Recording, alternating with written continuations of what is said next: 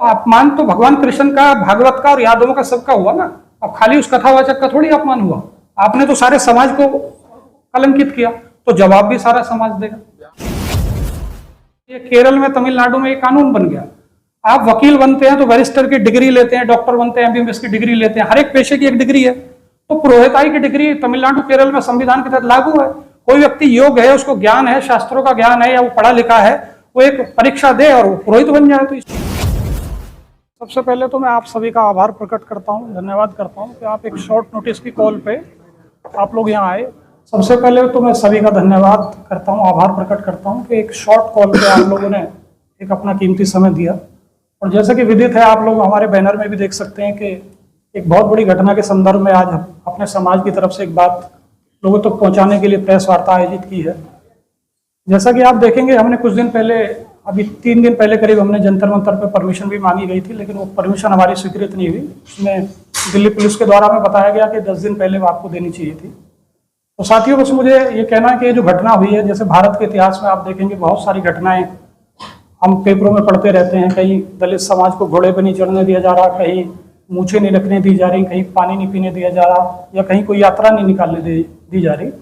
लेकिन मैंने अपने जीवन में, जो मेरी आयु है, मैंने पहली बार ऐसा प्रसंग देखा है कि जाति आधार पर किसी व्यक्ति के साथ में इस तरह का घृणित भेदभाव किया हो। मैं खाली भेदभाव इसलिए नहीं कह रहा कि आप दुनिया में तालिबान की वो देते हैं, उदाहरण देते हैं कि तालिबान बड़ा कट्टर है, लेकिन जैसी घटना यहाँ इटावा में हुई, आप देखिए एक व्यक्ति के साथ, उस व्यक्ति के मन पे क्या बीतेगी जिसका व्यासपीठ से उठाकर उसका मुंडन किया जाए, उससे नाक रगड़वाई जाए, किसी स्त्री के दूषित पदार्थ से उसका शुद्धिकरण किया जाए। तो मेरा ये मानना है कि बहुत ही देश को हिला देने वाली घटना है और समाज को बांटने वाली, देश पे इसका गहरा प्रभाव पड़ेगा, ऐसा मैं मानता हूँ।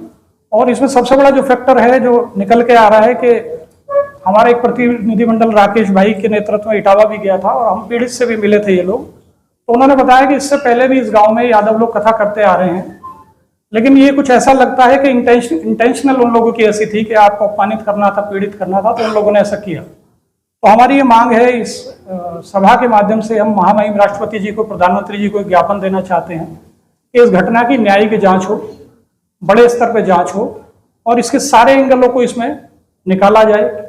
क्योंकि ये आप समझिए ना कि हमारा जो संविधान है, लोकतंत्र है, ये हमें अधिकार देता है कि हम अपनी बात कह सकें। एक तरफ तो हम देश को कहते हैं कि सब साथ हैं, सबका साथ है, सबका विकास है, और दूसरी तरफ हम जाति देख के ये कहते हैं कि भाई तुम्हारा काम नहीं है। आज आप देखिए, बाबा साहब ने जब ये संविधान लागू हुआ हमारे देश में, तो हर एक व्यक्ति को अपना पेशा अपनाने का अधिकार है। आज जो सवर्ण लोग हैं वो सारे पेशों में, सारे बिजनेस में, सारे कामों में, अगर आप पेशा तय कर देंगे और वो भी संविधान की जगह मनुस्मृति के आधार पर, तो ये देश कैसे चले। तो मेरा ये कहना है कि आप सबको समानता का अधिकार हमारा संविधान देता है अपना पेशा चुनने का, तो इस पर किसी व्यक्ति विशेष की, वर्ण विशेष का कोई आरक्षण नहीं होना चाहिए। और इसको अगर आपने नहीं किया तो ये हमारा देश का जो ताना बाना वो छिन्न भिन्न हो जाएगा। और ये जो घटना घटी है, कल को किसी और के साथ घटेगी। अभी मैं कल ही सोशल मीडिया में देख रहा था, कोई पटेल है, उनको भी कथा करने से रोक दिया गया। तो देश के सौहार्द के लिए, उसकी एकता के लिए, सामाजिक आधार के लिए इस तरह की घटनाओं की पूर्णतः सही जांच और उसमें न्याय होना चाहिए, ऐसी हमारी मांग है। पहली घटना तो नहीं है देश में जातिवाद की? नहीं, पहली तो नहीं है घटना देश में जातिवाद की, लेकिन इस तरह की मैंने जो पढ़ा है अब तक, जो 20-25 सालों में, मुंडन कर देना, नाक रगड़वाना और फिर दूषित पदार्थ डालना, इस तरह की मेरे संज्ञान में पहली घटना है। तो आप कह रहे हैं कि पहली घटना है, आपसे पहले दलितों के साथ होती है, ओबीसी को लगातार टारगेट किया जा रहा है। साहू लड़की थी जिसको कथा रोकने से रोका गया, पटेल लड़की को कथा बांटने से रोका गया, अब यादव को कथा बांटने से रोका जा रहा है। और जो शंकराचार्य जी, उन्होंने स्पष्ट कह दिया है कल की अपनी मीडिया में, कथा बांटने का जो काम है वो ब्राह्मणों का, बाकी लोग नीचे बैठ के सुन सकते हैं। तो कहीं ना कहीं आपको लगता है कि हिंदू राष्ट्र की जो कल्पना सरकार के सारे मुल्क भर में चल रही है, ये हिंदू राष्ट्र की सही पृष्ठभूमि? नहीं, ये बिल्कुल सही पृष्ठभूमि नहीं है। आप सोचिए, जो शंकराचार्य जी हैं, वो सबसे बड़ा पद होता है किसी भी धर्म का। अगर वो भेदभाव पे, कल उनसे एक एंकर ने क्वेश्चन पूछा तो उन्होंने मनुस्मृति के आधार पे कहा। मैं उनसे पूछना चाहता हूँ कि अगर उनके साथ कोई घटना हो जाए, कोई चोरी हो जाए, कोई घटना हो जाए, तो वो जब कोर्ट में जाएंगे, कचहरी में जाएंगे, तो क्या मनुस्मृति के श्लोक वहां पे देंगे या भारत के संविधान या कानून की बात करेंगे? तो ये बहुत गलत बात है और मुझे ऐसा लगता है कि उन्होंने भी अपने बहुत सारे फॉलोअर खो दिए अगर कोई व्यक्ति इतने बड़े पद पे बैठ के इस तरह असमानता की बात करे। और मैं आपको बताऊं, बाबा साहब ने जब मनुस्मृति का दहन किया था तो बाबा साहब ने कहा था कि जो भी ग्रंथ भेदभाव असमानता पर टिका हुआ है उसको बहिष्कार किया जाना चाहिए, और जब तक आप इसको बहिष्कार नहीं करेंगे तो ये असमानता ऐसी बनी रहेगी। यादव जी, अभी तक तो चलिए आज आपने प्रेस कॉन्फ्रेंस किया, बड़ा मुद्दा आपने इसको उठाया है। पिछले साल दलितों को जूते में भर के पीछा पिलाया गया। अभी चंद दिनों पहले की घटना के लोधी जो राजपूत अपने आप को कहता है समाज, उसको मल तक खिला दिया गया है। इतनी घृणित घटना देश में घट रही है, लेकिन सरकारी मौन। देखिए, मैंने भारत का 2000 साल का इतिहास पढ़ा है, प्राचीन इतिहास पढ़ा है, और भारत का गुलामी का एक ही कारण था कि हम लोग बटे हुए थे। हमारी जो ये वर्ण व्यवस्था है, जाति व्यवस्था है, बटे रहने की वजह से बाहर के लोग आए और यहाँ शासन कर गए। अब बाबा साहब ने एक संविधान दिया जो स्वतंत्रता, समानता और बंधुत्व की बात करता है। अगर हम इस संविधान को नहीं मानेंगे तो हम दोबारा से गुलाम बनेंगे। तो हमारे देश के लिए, राष्ट्र के लिए, समाज के लिए, सबके लिए जरूरी है। और हमारी जितनी सरकारें हैं जो उच्च पदों पे लोग बैठे हैं, तो उनको न्याय करना चाहिए। अगर आपको देश के ताने बाने को एक रखना है तो आपको न्याय देना पड़ेगा, तभी आपका सामाजिक सौहार्द और भेदभाव दूर होगा। तो क्या जनजागृति के लिए आप ललित सिंह यादव को पढ़ाएंगे अपने समाज में? बिल्कुल पढ़ाएंगे। मैंने खुद पढ़ा हुआ ललित सिंह जी को, मैंने सच्ची रामायण भी पढ़ी है, उनका और भी साहित्य पढ़ा है। मैंने बाबा साहब को पढ़ा है, भगवान बुद्ध को पढ़ा है। नहीं पढ़ेंगे, ये देखिए। नहीं, कांवर भी ढो रहे हैं, लेकिन चोट तो अब पड़ी है ना। अब तक तो कुछ और ही समझ रहे थे अपने आप को, अब उनको भी लगा कि हम भी उसी कैटेगरी में। तो ये घटनाएं हैं, ये समाज को एकजुट करेंगे। लेकिन फिर भी सरकार से, शासन से, प्रशासन से हमारा ये अनुरोध है कि भाई ऐसी घटनाओं की न्यायिक जांच हो और जो निर्दोष लोगों पे कार्रवाई की जा रही है। अब आप देखिए, हमारी सरकार में कार्रवाई भी जाति देख के होती है। कोई हमारा सवर्ण साथी है तो उसमें कोई धारा लगती है, और कोई दलित है, पिछड़ा है या मुस्लिम है तो उसमें कोई धारा लगती है। यादव जी, धर्म के ठेकेदार तो सबसे बड़ा ओबीसी है ना? नहीं, ओबीसी कैसे धर्म का ठेकेदार है? क्यों? जब कांवड़ का जब मसला आता है, जब अखिलेश जी की कुर्सी को गंगा जल से पवित्र किया गया था, उस समय आप कहाँ थे? हमने उस समय भी विरोध किया था, आपको शायद जानकारी नहीं, मैंने आर्टिकल लिखा था उस समय भी। और हमने रोहित वेमुला पे भी विरोध किया था, बहुत से लोग उसमें थे। सर, जात पूछना अपराध है, जात छिपाना अपराध है?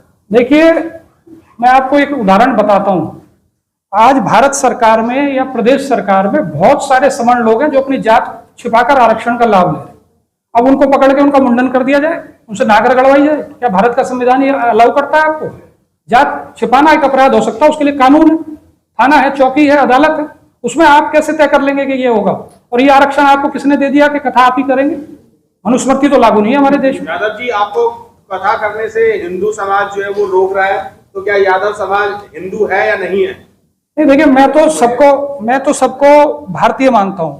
मैं इसमें पढ़ता ही, जो भारत में रह रहा है वो भारतीय। बाबा साहब ने जो हमारी प्रस्तावना है, हम भारत के लोग कहा है, we the people of India का है, उसमें मैं धर्म पे जाता ही, सब लोग भारतीय। जो एफआईआर हो रही है बच्चों पर, अब जो गिरफ्तारी हो रही है, उसको कैसे देख रहे हैं? क्या सरकार की? देखिए, हम ये प्रेस वार्ता कर रहे हैं तो अपने संवैधानिक अधिकार के तहत कर रहे हैं ना। हम एक विरोध कर रहे हैं, प्रोटेस्ट कर रहे हैं, अपनी बात को पहुंचाने की कोशिश कर रहे हैं। और हम किसी भी ऐसे व्यक्ति का समर्थन नहीं करते जो तोड़फोड़ करे, दूसरी कार्रवाई करे। लेकिन उसमें अगर आप निर्दोषों को फंसाएंगे, उसकी जाति को देख के, मैंने सोशल मीडिया पे देखा, वो इंस्पेक्टर पूछ रहे हैं कि तो यादव का बच्चों को उठाया जा रहा है। तो इस भेदभाव को के लिए हम लोग मांग कर रहे हैं कि इसकी न्यायिक जांच हो, उच्च स्तरीय न्यायिक जांच हो, और इसमें जो षड्यंत्र है, जो दोषी लोग हैं, उन पर कार्रवाई हो।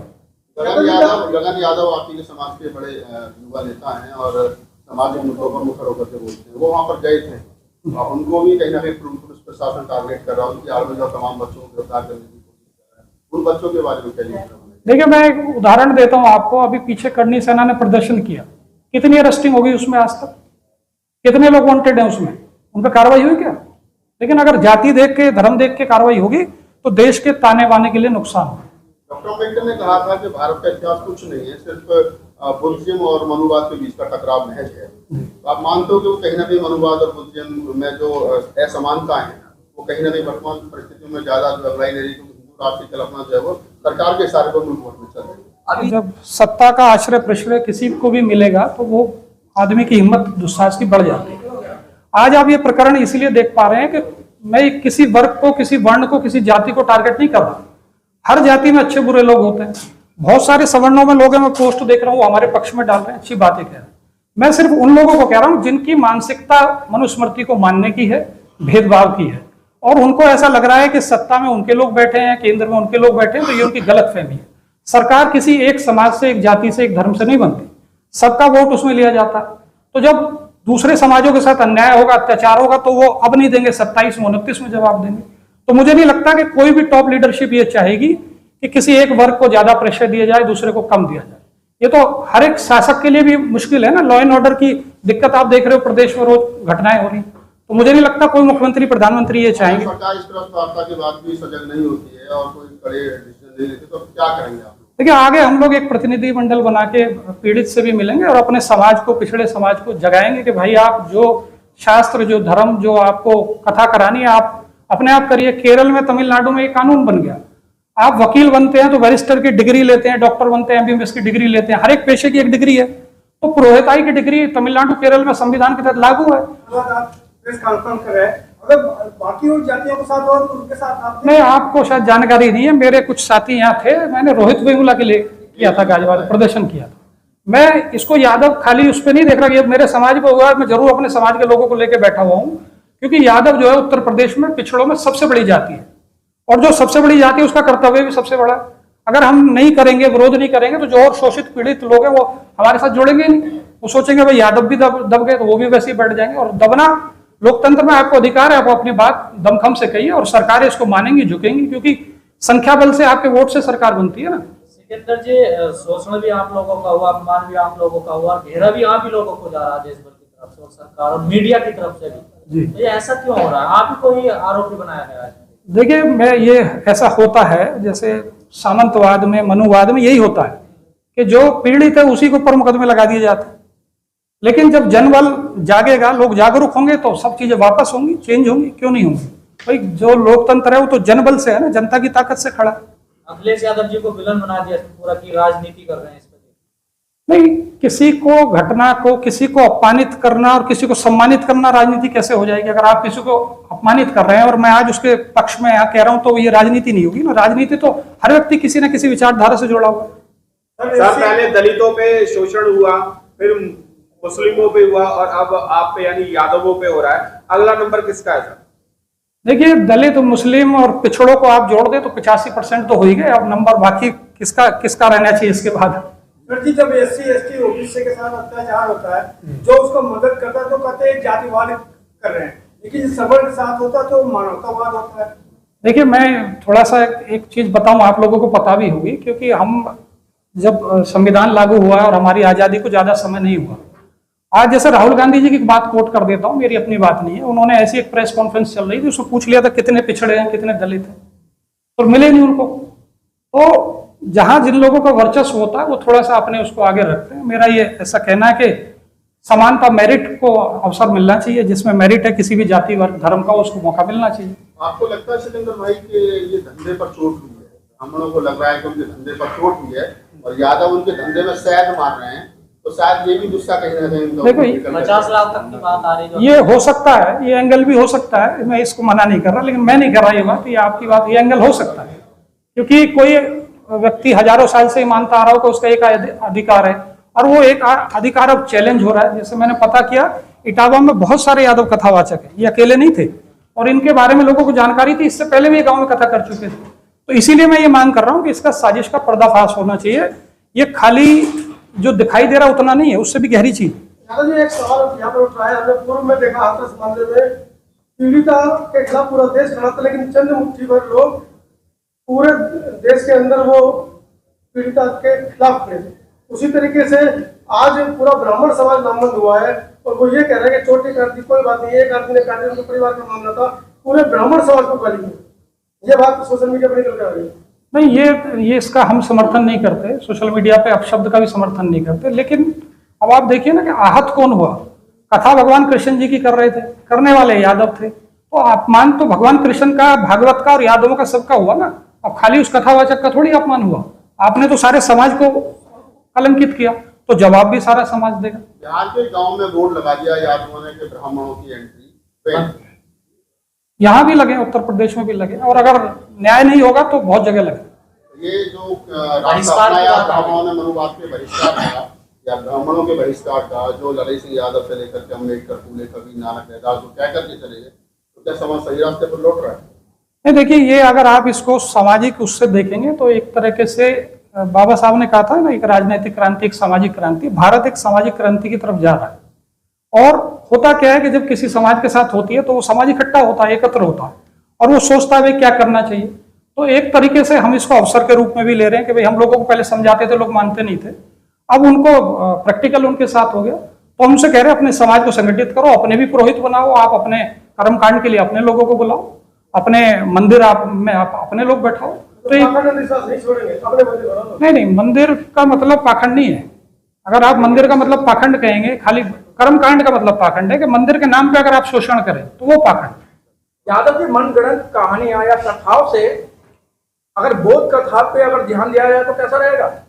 देखिए, ये जो आज का कॉन्स्टिट्यूशन है ना, ये जो आज का हमारा संविधान है, बाबा साहब ने जो दिया, ये भगवान बुद्ध को अगर आप दर्शन पढ़ेंगे ना तो ये तीनों चीज उसमें है। लेकिन अभी तक तो आपने नाम लिया ही नहीं, आप तो मंदिर की बात कर रहे हैं और तिलक की बात कर रहे हैं। नहीं, मैंने तिलक कब की बात कब की, आप बताइए। नहीं, तिलक की बात कब की मैंने? मंदिर की तो बात की ना। मंदिर का मैंने सिर्फ ये कहा कि मंदिर का मतलब मेरे घर में भी मंदिर है, तो मैं वहाँ कर्मकांड वो थोड़ी कर रहा हूँ। सिकंदर जी, लास्ट सवाल ये है, जो महिला जिसने आरोप लगाए थे उन पर, जो कथावाचक थे, वो महिला अब यादवों की जो बेटियां हैं महिला, उनके लिए बड़े अपशब्द बोल रही है। हाँ, उन पर कार्रवाई होनी चाहिए, हमने मांग की है, इसमें हमारे ज्ञापन में भी मांग, FIR हुई है और भी हम उसमें कार्रवाई। सिकंदर जी, मेरा आपसे सवाल है, बाबा रामदेव आपके समाज से आते हैं, क्या आप उनसे कुछ रिक्वेस्ट करेंगे कि हमें न्याय दिलवाया जाए, क्योंकि वो भी उन्हीं के गेरुआ कपड़े पहन के अपने बिजनेस कर रहे हैं इस पूरे यार्ड में, धर्म की यार्ड में?